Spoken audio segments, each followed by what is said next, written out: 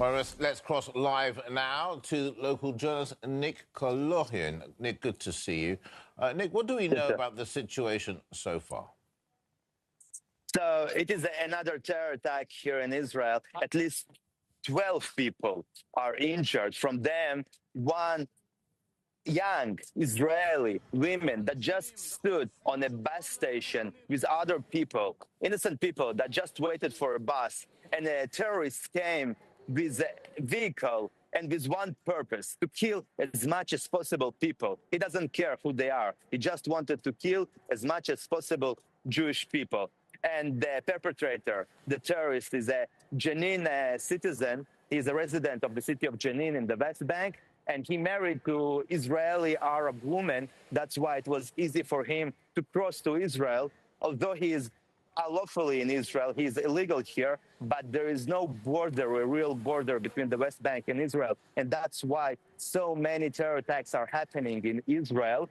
In the last year, about 1,000 terror attacks could happen in Israel, but Israeli Shin Bet Secret Service interrupted most of them. 3 terror attacks each day, trying to do the terrorists. And sometimes, like today, unfortunately, they succeed. So the terrorist today was killed. He was eliminated by the forces. He crashed into a police car, and after that was eliminated. And unfortunately, at least 3 people are in dangerous situation, their life in danger.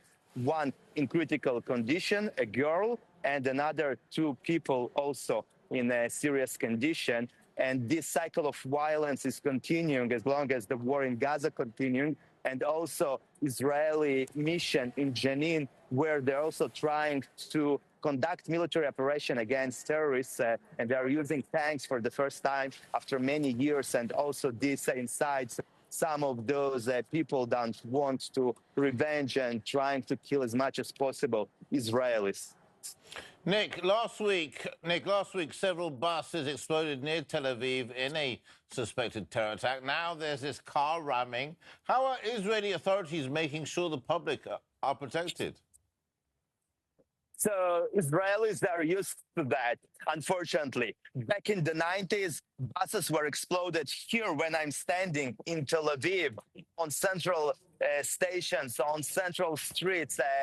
Bombers went inside buses and they exploded with tens of people that were dying each time. And just a few days ago, as you mentioned, another this kind of terror attack almost happened when terrorists some bombs prepared and they put them in buses, but fortunately those buses were without people when the bombs exploded. So people, as usual here in Israel, they always look right, left, they're always looking for something suspicious, like it was with the bomb in one of the buses. Just by fortune, one of the women saw this suspected item and told the driver, which drove the bus back to the place where there will be no people. So Israel is used for this sad reality, unfortunately. Unfortunately, indeed. Nick, you know, this incident has, of course, occurred as Israel concluded the first phase of its ceasefire agreement with Hamas. Do you see a connection here, or are things ramping up? Are tensions high in the country?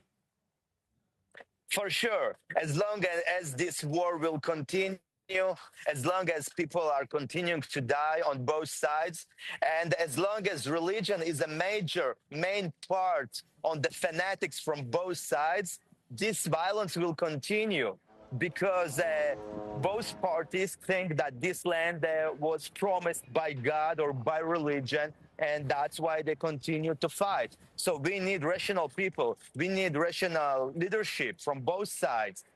For sure, it's not a symmetry.